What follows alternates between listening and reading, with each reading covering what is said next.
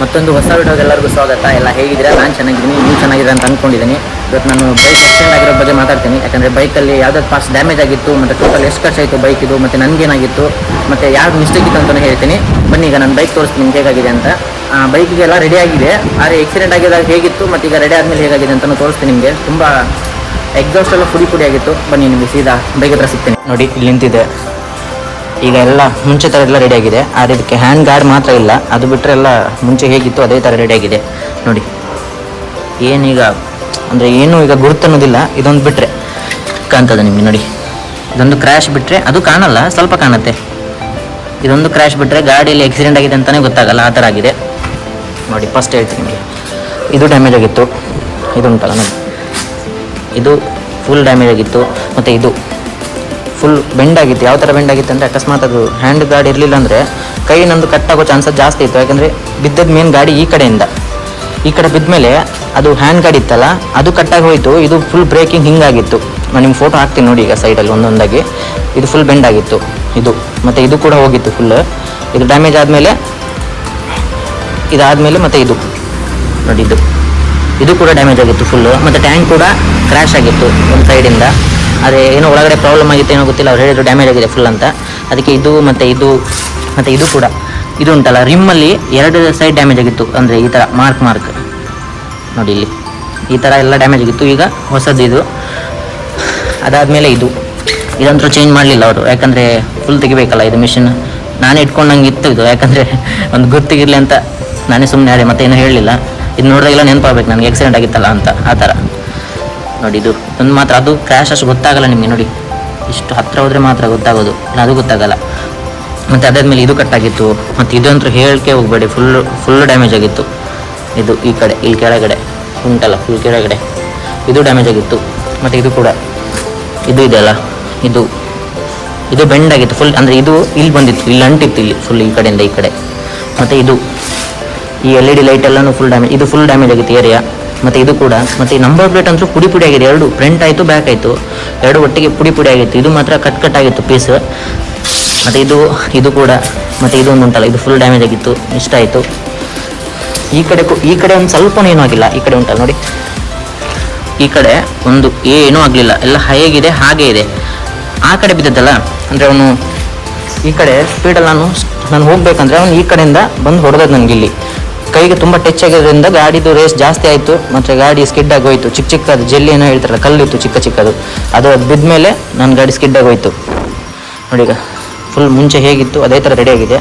ಆ hand guard ಒಂದಿಲ್ಲ, ಅದೊಂದು ಹಾಕಿದ್ರೆ ಮುಂಚೆ ಥರ. ಈಗ ನಾನು ಹ್ಯಾಂಡ್ ಗಾರ್ಡ್ ಹಾಕೋ ಇದರಲ್ಲಿಲ್ಲ. ಇದಕ್ಕೆ ನಾನು ಸೈಡ್ ಮಿರರ್ ಬರ್ತಲ್ಲ, ಸ್ಮಾಲ್ ಮಿರರ್, ಅದು ಹಾಕ್ಬೇಕು ಅಂದ್ಕೊಂಡಿದ್ದೀನಿ. ನೋಡಿ ಹೇಗಿದೆ ಮುಂಚೆ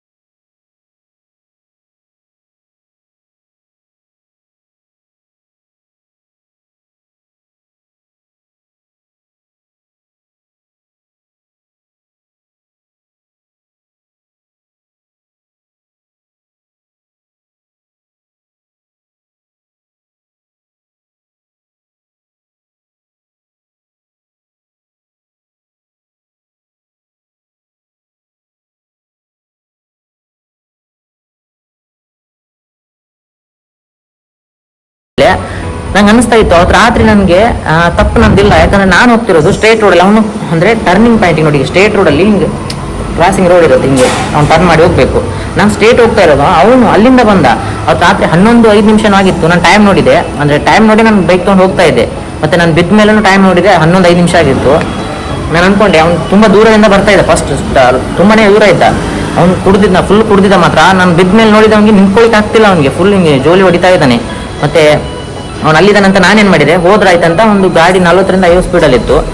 ಅವ್ನು ದೂರ ಇದ್ದಾನಂತ ನಾನು ಹೋಗ್ಬೇಕನ್ನೋಗ ಅವ್ನು ಅಲ್ಲಿ ಗಾಡಿ ಸ್ಲೋ ಮಾಡಿ ಹೆಂಗೆ ಟರ್ನಿಂಗ್ ಪಾಯಿಂಟ್ ಬರುತ್ತೆ ಹಾಗೆ ಗಾಡಿ ನಾನು ಬರೋದಕ್ಕೆ ಅವ್ನು ಬರೋ ಸ್ಪೀಡಿಗೆ ಅವ್ನು ಗೊತ್ತಿಲ್ಲ ಏಕದಮ್ ಸ್ಪೀಡ್ ಬಂದು ಸೈಡಿಗೆ ನಾನು ಗಾಡಿ ಹೋಗ್ತಾ ಇರೋದು ಸೈಡ್ಗೆ ಹೊಡೆದ ತಕ್ಷಣ ನಾನೇನು ಮಾಡಿದೆ, ಗಾಡಿ ಬ್ಯಾಲೆನ್ಸ್ ಅಂದರೆ ಸ್ವಲ್ಪ ಹೊತ್ತು ಬ್ಯಾಲೆನ್ಸ್ ಇಟ್ಕೊಂಡೆ ಮುಂದೆ ಹೋಗುವಾಗ. ಆ ಚಿಕ್ಕ ರೋಡಲ್ಲಿ ಕಲ್ಲು ಬೀಳುತ್ತೆ, ಎಲ್ಲ ಚಿಕ್ಕ ಕಲ್ಲು ಬೀಳುತ್ತೆ, ಅದಕ್ಕೆ ನಾನು ಹೋಗಿ ಗಾಡಿ ಮುಂದೆದು ಫುಲ್ ಸ್ಕಿಡ್ ಆಗ್ಬಿಡ್ತು. ಅವನು ಅಲ್ಲೇ ಬಿದ್ದ, ಎಲ್ಲಿ ಹಾಸಿದಾನೆ ಅವನು ಅಲ್ಲೇ ಬಿದ್ದಿದ್ದ. ನನ್ನ ಗಾಡಿ ಒಂದು 15-20 ಮೀಟರ್ ಮುಂದೆ ಹೋಗಿ ಫುಲ್ಲು ಗಾಡಿ ಬಿದ್ದದ್ದು, ಫುಲ್ ಬಿದ್ದು ಎಳ್ಕೊಂಡು ಹೋಯ್ತು ಫುಲ್ ಹಿಂದೆ. ಆ ಬೆಂಕಿ ಕಿಡಿ ಬರ್ತಾ ಇತ್ತು ಹಿಂದೆ, ಅದು ನಂದು ಕಾಲಿಡ್ತೀವಲ್ಲ ಅದ್ರದ್ದು ಸಿಲ್ವರ್ ಇರುತ್ತೆ ನೋಡಿ, ಅದ್ರದ್ದಿಂದ ಫುಲ್ ಬೆಂಕಿ ಬರ್ತಾ ಇತ್ತು ಲೈಟಿಂದ ಫುಲ್. ಮತ್ತೆ ಅಲ್ಲಿ ನೋಡಿ ಜನ ಹೇಳ್ತಿರು ಫುಲ್ ಬೆಂಕಿ ಬರ್ತೈತೆ, ನಾವು ಅನ್ಕೊಂಡ್ವಿ ಫುಲ್ ಹೋದ್ವಿ ಅಂತ ಅನ್ಕೊಂಡ್ರು ಅಂತ ಹೇಳಿದ್ರು. ಮತ್ತೆ ನಾನು ಗಾಡಿ ಕೆಳಗಡೆ ಇದ್ನಲ್ಲ, ನಾನು ಫುಲ್ ಬಿದ್ದು, ಅಂದರೆ ಒಂದು ಸೈಡ್ ನಂದು ಫುಲ್ ಅಂದರೆ ಇದು ಇಲ್ಲಿ, ಮತ್ತೆ ನಂದು ರೈಟ್ ಲೆಗ್ಗಿಗೆ ಮತ್ತೆ ಡ್ಯಾಮೇಜ್ ಆಗಿತ್ತು. ನಿಮ್ಗೆ ತೋರಿಸ್ತೀನಿ ಅದು ಲೆಗ್ ಮತ್ತೆ ಹ್ಯಾಂಡ್ ಇಲ್ಲಿ ನೋಡಿ, ಇದು ತೋರಿಸ್ತೀನಿ ಇಲ್ಲಿಗ. ಇದೆಲ್ಲ ಬರೀ ಅಂದರೆ ಸ್ಕಿನ್ ಔಟ್ ಆಗಿತ್ತು ಇಲ್ಲಿ ಮಾತ್ರ. ಲೆಗ್ಗಿಗೆ ಲೈನ್ ಫ್ರಾಕ್ಚರ್ ಆಗಿತ್ತು, ಮತ್ತೆ ಸ್ವಲ್ಪ ದೊಡ್ಡ ಗಾಯ ಆಗಿತ್ತು ಹಿಂದೆ. ನಂದು ಹಿಮ್ಮಡ ಇದೆಲ್ಲ ನೋಡಿ, ನಿಮ್ಗೆ ತೋರಿಸ್ತೀನಿ ಈಗ ನೋಡಿ. ಇಲ್ಲಿ ಹಿಮ್ಮಡಕ್ಕೆ ಒಳಗಡೆ ಕಲ್ಲು ಹೋಗಿತ್ತು, ಒಳಗಡೆ ಕಾಲಲ್ಲಿ. ಮತ್ತೆ ಇದು ನೋಡಿ, ಇಲ್ಲಿ ಇದು ಮತ್ತೆ ಇದು ಚಿಕ್ಕದೊಂದು ಇಲ್ಲಿ ಲೈನ್ ಫ್ರಾಕ್ಚರ್ ಆಗಿತ್ತು ಅಷ್ಟೇ. ಅದು ಬಿಟ್ಟರೆ ನನಗೆ ಏನಾಗಿರಲಿಲ್ಲ ಅಷ್ಟೇ ಆಗಿದ್ದು. ಗಾಡಿ ನೋಡುವಾಗ ಅಂದ್ಕೋಬೇಕಿತ್ತು, ಎಲ್ಲ ನೋಡಿದ್ರೆ ಹೇಳ್ತಾರೆ ಗಾಡಿ ತುಂಬ ನಿಮ್ಮಲ್ಲ ಹುಡುಗನಿಗೆ ಏನೋ ಫುಲ್ ಲೈಕ್ ಕಾಲ್ಗೆಲ್ಲಿ ಏನಾದ್ರು ಮುರಿದೋಗಿದೆ ಅಂತ ಅನ್ಕೊಂಡಿದ್ರು. ನಾನು ಗಾಡಿಯಲ್ಲಿ ಕೆಳಗಡೆ ಬಿದ್ದ ಮೇಲೆ ಅವನು ಸೀದಾ ಎದ್ದು ಹೋಗೋದು ನಾನು ನೋಡಿದೆ. ಅವನ ಗಾಡಿ ಹ್ಯಾಂಡಲ್ ಇದ್ದಲ್ಲ ಫುಲ್ ಬೆಂಡ್ ಆಗಿದೆ, ಒಂದು ಸೈಡ್ ಹಿಂಗೆ ಬೆಂಡ್ ಆಗಿತ್ತು. ಅವ್ನು ಸೀದಾ ಎದ್ದು ಹೋದ. ಅವ್ನ ನಂಬರ್ ಪ್ಲೇಟ್ ನಾನು ಫೋಟೋ ತೆಗಿಬೇಕನ್ನಷ್ಟು ಅವ್ನು ಎದ್ದು ಹೋಗ್ಬಿಟ್ಟ ಸೀದಾ. ಇವ್ರು ಜನ ಬಂದು ನನ್ನ ಎಬ್ಸೋಷ್ಟಲ್ಲಿ ಅವ್ನು ಹೋಗಿದ್ದ.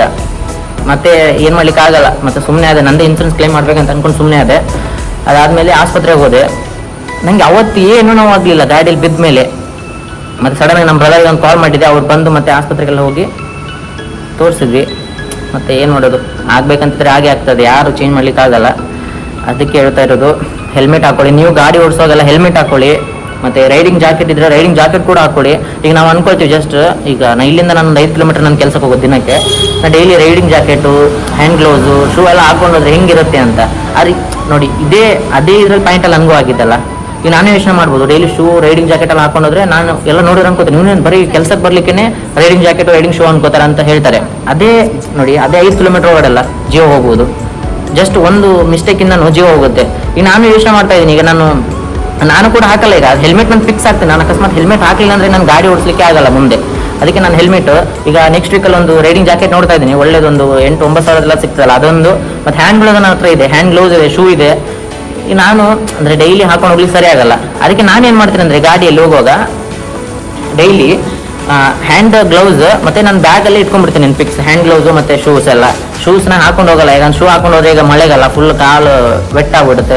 ಆದಷ್ಟು ನಾನು ನಿಮ್ಗೆ ಹೇಳೋದಷ್ಟೇ, ಎಲ್ಲಾದರೂ ಲಾಂಗ್ ಹೋಗ್ತಾ ಬರಲ್ಲ. ನಾನು ಅಷ್ಟೇ ಲಾಂಗ್ ಹೋದ್ರೆ ಮಾತ್ರ ಎಲ್ಲ ಹಾಕ್ತೀನಿ, ಹ್ಯಾಂಡ್ ಗ್ಲೌಸ್ ಹಾಕ್ತೀನಿ, ಶೂ ಹಾಕ್ತೀನಿ, ಜಾಕೆಟ್ ಬಿಟ್ಟು ಎಲ್ಲನೂ ಹಾಕ್ತೀನಿ. ಮತ್ತು ಕ್ಯಾಪ್ ಬರುತ್ತೆ, ಹ್ಯಾಂಡ್ ಇದು ಈ ಕ್ಯಾಪು ಬರುತ್ತಲ್ಲ ಅದು ಕೂಡ ಹಾಕ್ತೀನಿ. ಆದರೆ ಮೈಂಡಲ್ಲಿರೋದು ಎಲ್ಲರಿಗೂ ಅಷ್ಟೇ, ಇಲ್ಲಲ್ಲ ಹೋಗ್ಲಿಕ್ಕೆ ಏನು ಬೇಕಂತಿಲ್ಲ ಅಂತ ನೋಡಿ. ಅದು ಇಲ್ಲೇ ಅಂತ ಇದ್ರೆ ಹೋದ್ಮೇಲೆ ಎಲ್ಲರ ಜೀವ ಹೋಗೋದು, ಎಷ್ಟು ಜನ ಜೀವ ಹೋಗುತ್ತೆ. ಲಾಸ್ಟ್ ಟೈಮ್ ಫ್ರೆಂಡಿಗೆ ಒಂದು ಆಕ್ಸಿಡೆಂಟ್ ಆಗಿತ್ತು. ಅವನು ಮನೆಯಿಂದ ಈಗ ಒಬ್ಬರೊಂದು 1.5 ಕಿಲೋಮೀಟರ್ ಅವ್ರ ಮನೆ ಇದೆ, ಅವರು ಅಣ್ಣನ ಮನೆಗೆ ಹೋಗಿದ್ದಾನೆ. ಮನೆಯಿಂದ ಹೋಗುವಾಗ ಅವನು ಸ್ಪಾಟ್ ಟ್ರಕ್ ಅವನು ಮೇಲೆ ಹತ್ತಿಸ್ಕೊಂಡು ಹೋಗ್ಬಿಟ್ಟಿದ್ದಾನೆ.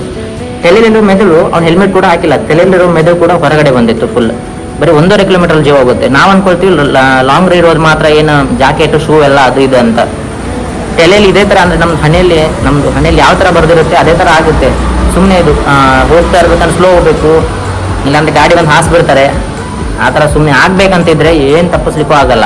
ಆಗ್ಬೇಕಂತಿದ್ರೆ ಹಾಗೆ ಆಗ್ತದೆ. ಅವತ್ತು ನಾನು ಸಂಜೆ ನನಗೆ ಅವತ್ತು ನಂದು ವೀಕಪ್ ಇತ್ತು, ನಾನು ಸಂಜೆ ಕೆಲಸಕ್ಕೆ ಹೋದದ್ದು. ಅವತ್ತು ಮನ್ಸಲ್ಲಿ ಹೇಳ್ತಿತ್ತು ಹೋಗ್ಬೇಡ ಅಂತ, ಏನೋ ಗೊತ್ತಿಲ್ಲ ಹೋಗ್ಬೇಕನ್ನಿಸ್ತು. ಮತ್ತೆ ಒಂದು ಸ್ವಲ್ಪ ಹೊತ್ತಾದ್ಮೇಲೆ ಹೋದೆ ಕೆಲಸಕ್ಕೆ, ಬರೋವಾಗ ಈ ಥರ ಆಯಿತು. ಅದೇ ಆಗ್ಬೇಕಂತಿದ್ರೆ ಹಾಗೆ ಆಗ್ತದಲ್ಲ, ಏನು ತಪ್ಪಿಸ್ಲಿಕ್ಕೆ ಆಗಲ್ಲ. ಆದರೆ ನಮ್ಮ ಇದರಲ್ಲಿ ನಾವು ಇರ್ಬೇಕು. ಅಕಸ್ಮಾತ್ ನಂದು ಅವತ್ತು ಹೆಲ್ಮೆಟ್ ಇರಲಿಲ್ಲ ಅಂದರೆ, ಒಂದು ನಿಮಿಷ ನಾನು ನಿಮ್ಗೆ ಹೆಲ್ಮೆಟ್ ತಂದು ತೋರಿಸ್ತೀನಿ ಯಾವ ಥರ ಆಗಿದೆ ಅಂತ ನೋಡಿ. ನಾನು ನಾನು ಇದೇ ಹೆಲ್ಮೆಟ್ ಹಾಕಿದ್ದು, ಇದು ನನ್ನ ಫೇವ್ರೇಟ್ ಹೆಲ್ಮೆಟ್ ನಿಜ ಆಗಬೇಕಂದ್ರೆ. ನಂತರ ಟೋಟಲ್ 7 ಹೆಲ್ಮೆಟ್ ಇದೆ. ಅದರಲ್ಲಿ ಇದು ರೋಡ್ ಸೈಡಲ್ಲಿ ತೊಗೊಂಡದ್ದು 1700 ರೂಪಾಯಿನ ಕೊಟ್ಟು ತೊಗೊಂಡದ್ದು. ಇದಕ್ಕಿಂತ ಒಳ್ಳೆ ಹೆಲ್ಮೆಟ್ ಇದೆ, ನಂಗೆ ಹಾಕ್ಲಿಕ್ಕೆ ಇಷ್ಟನೇ ಇಲ್ಲ, ಏನಂತ ಗೊತ್ತಿಲ್ಲ. ಈ ಹೆಲ್ಮೆಟ್ ನನಗೆ ಫೇವ್ರೇಟ್ ಆಗಿತ್ತು. ಅವತ್ತು ನಾನು ಕೆಲಸ ಮುಗಿಸ್ಕೊಂಡು ಬರುವಾಗ ಈ ಲಾಕ್ನ ಹಾಕಿರಲಿಲ್ಲ. ಹಾಗೆ ಸೀದಾ ಕೆಲಸದಿಂದ ಬಂದೆ, ರೋಡಲ್ಲಿ ಬರೋ ನೆನಪೈತಿ, ಲಾಕ್ ಹಾಕಿರಲಿಲ್ಲ ಅಂತ ಲಾಕ್ ಹಾಕೊಂಡೆ. ಅಕಸ್ಮಾತ್ ಲಾಕ್ ಹಾಕೊಡ್ಲಿಲ್ಲ ಅಂದರೆ ನಾನು ಇಲ್ಲಿ ನೋಡಿ, ಇಲ್ಲಿ ಎಲ್ಲೋ ಮಾರ್ಕ್ ಇದೆ ಸರಿ ಲಾಕ್ ನೋಡಿ, ಇಲ್ಲಿ ಚಿಕ್ಕ ಎಲ್ಲ ಬಿದ್ದಿದೆ ನೋಡಿ. ತಲೆ ಹೆಂಗೆ ಬಿತ್ತು ಗೊತ್ತಾ ಅವತ್ತು, ಹಿಂಗೆ ಬಿದ್ದದ್ದು ರೋಡಿಗೆ, ಹಿಂಗೆ ಫುಲ್ ಬಿದ್ದಾಗ ಎಳ್ಕೊಂಡು ಹೋಗಿದೆ ಫುಲ್, ಇದೆಲ್ಲ ಕಿತ್ಕೊಂಡು ಹೋಗಿದೆ. ಇಲ್ಲೇ ಇತ್ತು ಇದೆಲ್ಲ ಬಟನ್ಸ್ ಎಲ್ಲ ಒಂದೇ ಸರಿ ಕಿತ್ಕೊಂಡು ಹೋಗಿದ್ದು. ಆದರೆ ಹೆಲ್ಮೆಟ್ ಓಪನ್ ಆಗಲಿಲ್ಲ, ತುಂಬ ಜೋರ ಬಿದ್ದಿದೆ ನಿಮ್ಮ ಹತ್ರ ಅಂತ ಬಿದ್ದೆ, ನನಗೆ ಸೌಂಡ್ ಕೇಳ್ತು. ಆದರೆ ಇದ್ರದ್ದು ಲಾಕ್ ಒಂದು ಹೋಗಿದೆ, ಇದು ಲಾಕ್ ಇರುತ್ತೆ ನೋಡಿ, ಈ ಲಾಕ್ ಹೋಯ್ತು ಅವತ್ತು. ಅದು ಬಿಟ್ಟರೆ ನಾನು ಅನ್ಕೊಂಡೆ ಅಕಸ್ಮಾತ್ ಹೆಲ್ಮೆಟ್ ಲಾಕ್ ಹಾಕಿರಲಿಲ್ಲ ಅಂದರೆ 100% ನಂದು ತಲೆ ಓಪನ್ ಆಗ್ತಿತ್ತು ಅವತ್ತು ಫುಲ್. ನಾನು ಅನ್ಕೊಂಡೆ ಹೆಲ್ಮೆಟ್ ಲಾಕ್ ಹಾಕಿಲ್ಲ ಏನಾಗ್ತಿತ್ತು ಅಂತ. ಹೆಲ್ಮೆಟ್ ತುಂಬ ಇಂಪಾರ್ಟೆಂಟ್. ಒಂದು ಯಾವುದೋ ಹೆಲ್ಮೆಟ್ ಆಗಿರಲಿ, ಅದು ಈ ಥರ ಫುಲ್ ನಮ್ಮ ತಲೆಗೆ ಫುಲ್ ಆಗ್ಬೇಕು ಹೆಲ್ಮೆಟ್. ಕೆಲವರು ಹಾಕ್ತಾರೆ ಬರೀ ಈಚೆ ಇದ್ರ ಥರ ಎಂತ ಕ್ಯಾಪ್ ಥರ ಹಾಕೊಂಡು ಬರ್ತಾರೆ ಇಷ್ಟೇ, ಅದು ಯೂಸ್ ಇಲ್ಲ. ಅಕಸ್ಮಾತ್ ಅವತ್ತು ಬಿದ್ದ ನಂಗೆ ಹಿಂಗೂ ಬಿದ್ದಿದ್ದೆ ನಾನು ಇದರಿಂದ. ಫುಲ್ ಹೆಲ್ಮೆಟ್ ಇದ್ದರೆ ತುಂಬ ಸೇಫ್ಟಿ. ನಿಮ್ಗೆ ಹೇಳೋದಷ್ಟೇ, ಫುಲ್ ಹೆಲ್ಮೆಟ್ ಹಾಕಿ, ಹ್ಯಾಂಡ್ ಗ್ಲೌಸು ಮತ್ತು ಶೂ ಎಲ್ಲ ಪರವಾಗಿಲ್ಲ, ಹೆಲ್ಮೆಟ್ ಮಾತ್ರ ಫಿಕ್ಸ್ ಹಾಕಿ. ಯಾರು ಹೋಗ್ತಾ ಇದ್ರು ಮನೆಯಿಂದ ಆಚೆ ಬರೀ ಒಂದು 200 ಮೀಟರ್ ಹೋಗಿ ಹೆಲ್ಮೆಟ್ ಹಾಕೊಂಡು ಹೋಗಿ. ನೋಡಿ ಇಷ್ಟ ಆಗಿತ್ತು ಇವತ್ತು. ನಾನು ಈ ವಿಡಿಯೋ ಮಾಡ್ಬೇಕಂತ ಎಷ್ಟು ದಿನ ಅನ್ಕೊಂತಾನೆ ಇದ್ದೆ, ಅದು ಆಗ್ತಾನೆ ಇರಲಿಲ್ಲ. ಇವತ್ತು ಏನಾದರೂ ಆಗಲಿ ಮಾಡಲೇಬೇಕಂತೇಳಿ ಮಾಡಿದ್ದು. ನಾನು ತುಂಬ ದಿನ ಆದಮೇಲೆ ಅಂದರೆ ಕಂಟಿನ್ಯೂ ವಿಡಿಯೋ ಮಾಡಲ್ಲ, ನಂಗೆ ಮಾತಾಡಲಿಕ್ಕೆ ಅಷ್ಟು ನರ್ವನ್ಸ್ ಆಗ್ತದೆ ಈಗ ಕ್ಯಾಮ್ರಾ ಮುಂದೆ ಬಂದರೆ. ಆದರೆ ನಾನು ಮತ್ತೆ ನಾನು ಕಂಟಿನ್ಯೂ ನಾನು ವಿಡಿಯೋ ಮಾಡಿದರೆ ಏನು ಅನ್ಸಲ್ಲ, ನರ್ವನ್ಸ್ ಅಂತಲ್ಲ ಏನು ಅನ್ಸಲ್ಲ, ನಾರ್ಮಲಾಗಿ ಮಾಡ್ಬೋದು ವಿಡಿಯೋಸ್. ನಾನು ಈಗ ಎಷ್ಟು ದಿನ ಆಯಿತು, 1 ತಿಂಗಳ ಮೇಲೆ ಆಯಿತು ರಿಟರ್ನ್ ವಿಡಿಯೋ ಮಾಡಲಾರ್ದೆ. ನಾನು ಆ ಹೆಲ್ಮೆಟ್ ವಿಡಿಯೋ ಮಾಡಿದೆ, ಮತ್ತೆ ಈಗ ಮಾಡ್ತಾ ಇದ್ದೀನಿ. ಕಂಟಿನ್ಯೂ ಮಾಡಿದರೆ ಈಸಿ ಆಗುತ್ತೆ. ನನಗೆ ಅದು ಇದ್ದದ್ದು ಹೇಳಬೇಕಂತ ಅಂದ್ಕೊಂಡು ನಾನು ವಿಡಿಯೋ ಮಾಡಿದೆ ಅಷ್ಟೇ. ಈಗ ಮಾತಾಡಲಿಕ್ಕೆ ಏನು ಅನಿಸಿಲ್ಲ. ಈಗ ಒಂದು ಸ್ವಲ್ಪ ಮಾತಾಡಿನಲ್ಲ, ಈಗ ಕಂಟಿನ್ಯೂ ಮಾತಾಡ್ಬೋದು. ಸ್ಟಾರ್ಟಿಂಗ್ ಮಾತಾಡೋ ನನಗೆ ಸ್ವಲ್ಪ ಕಷ್ಟ ಆಗುತ್ತೆ ಅಲ್ಲ, ಗಾಡಿದೆಲ್ಲ ಎಷ್ಟು ಖರ್ಚಾಗಿತ್ತು, ಮತ್ತು ಕೈ ಕಾಲಿಗೆಲ್ಲ ಇದಾಗಿತ್ತು. ಅದು ಆವಾಗಲೇ 1 ಮಂತ್ ಆದಮೇಲೆ ಕಾಲೆಲ್ಲ ಗುಣ ಆಯಿತು, ಏನು ಪ್ರಾಬ್ಲಮ್ ಆಗಲಿಲ್ಲ. ತುಂಬ ನೋವಾಗ್ತಾಯಿತ್ತು ಕಾಲು ಊರುವಾಗೆಲ್ಲ, ಲೈನ್ ಫ್ರಾಕ್ಚರ್ ಅಂತ ಹೇಳಿದ್ರು ತೋರಿಸುವಾಗ. ಸ್ವಲ್ಪ ದಿನ ಆದಮೇಲೆ ಅದು ಸರಿಯಾಗಿದೆ, ಏನು ಪ್ರಾಬ್ಲಮ್ ಇಲ್ಲ. ಮುಂಚೆ ಥರ ರೆಡಿಯಾಗಿದ್ದೀನಿ, ಗಾಡಿನೂ ರೆಡಿಯಾಗಿದೆ. ಗಾಡಿ ಹಾಕ್ಸೋ ಸೇಫ್ಟಿ ಉಂಟಲ್ಲ, ನಾನು ಗಾಡಿಗಾಯಿತು, ಅದಕ್ಕೆ ತುಂಬ ಕೆಲಸ ಇದೆ ಗಾಡಿಯಲ್ಲಿ ಇನ್ನು. ಆ ಕೆಲಸ ನಾನು ಮಾಡಿಸ್ತೀನಿ. ಈಗ ಗಾಡಿ ಬಿದ್ದರೂ ಏನು ಆಗ್ಬಾರ್ದು, ಆ ಥರ ಗಾಡಿಯಲ್ಲಿ ಹಾಕಿಸ್ತೀನಿ. ಈಗ ಈ ವಿಡಿಯೋದಲ್ಲಿ ಇಷ್ಟೇ ಇದೆ, ನೆಕ್ಸ್ಟ್ ವಿಡಿಯೋದಲ್ಲಿ ಸಿಗ್ತೇನೆ. ಅಲ್ಲಿ ತನಕ 500 ಸಬ್ಸ್ಕ್ರೈಬರಿಗೆ ಬರೀ 5 ಜನ ಕಡಿಮೆ ಇದ್ದಾರೆ. ಸಬ್ಸ್ಕ್ರೈಬ್ ಮಾಡಬೇಡಿ ಬೇಗ. ನಾನು ವೀಡಿಯೋ ಮಾಡಿದ್ರಲ್ಲ ವೈರಲ್ ಆಗೋದು, ಸಬ್ಸ್ಕ್ರೈಬರ್ಸ್ ಆಗೋದು, ನಾನು ವೀಡಿಯೋನೇ ಮಾಡ್ತಾ ಇಲ್ಲ. ಆದರೆ ಮಾಡ್ತೀನಿ, ಕಂಟಿನ್ಯೂ ಮಾಡ್ಬೇಕಂತ ಅಂದ್ಕೊಳ್ತೀನಿ. ಏನಾದರೂ ಒಂದು ಕೆಲಸ ಇರುತ್ತೆ, ಆ ಕೆಲಸದ ಮೇಲೆ ಹೋದ್ಮೇಲೆ ಕೆಲಸ ಅಂದರೂ ಆಗೋದಿಲ್ಲ, ಅಂದರೆ ವೀಡಿಯೋ ಮಾಡ್ಲಿಕ್ಕೆ ಆಗಲ್ಲ. ಅದಕ್ಕೆ ನಾನೀಗ ಅಂದರೆ ಒಂದು 1000 ಸಬ್ಸ್ಕ್ರೈಬರ್ ಮೇಲೆ ಅಂದ್ಕೊಳ್ತೀನಿ ಡೈಲಿ ವೀಡಿಯೋ ಮಾಡಬೇಕಂತ ಒಂದು ಪ್ರಯತ್ನ ಪಡ್ತೇನೆ, ನೋಡೋಣ. ಆದರೆ 500 ಸಬ್ಸ್ಕ್ರೈಬರ್ ಆದರೂ ಏನೋ. ಈಗ ಹೋದ ಮಂತಲ್ಲಿ 70 ಸಬ್ಸ್ಕ್ರೈಬರ್ ಜಾಸ್ತಿ ಆಗಿದೆ ಬರೀ 1 ಮಂತಲ್ಲಿ. ಇದೊಂದು 5 ಸಬ್ಸ್ಕ್ರೈಬರ್ ಇದ್ದಾರೆ. ಯಾರೋ ನೋಡ್ತಾ ಇದ್ದಾರೆ ಲೈಕ್ ಮಾಡಿ, ಸಬ್ಸ್ಕ್ರೈಬ್ ಮಾಡಿ. ನೆಕ್ಸ್ಟ್ ವಿಡಿಯೋದಲ್ಲಿ ಸಿಗ್ತೇನೆ. ಅಲ್ಲಿ ತನಕ ಬಾಯ್ ಬಾಯ್. ನೋಡಿದ್ರಲ್ಲ ಬೈಕ್ ಇದೆಲ್ಲ, ಬಾಯ್.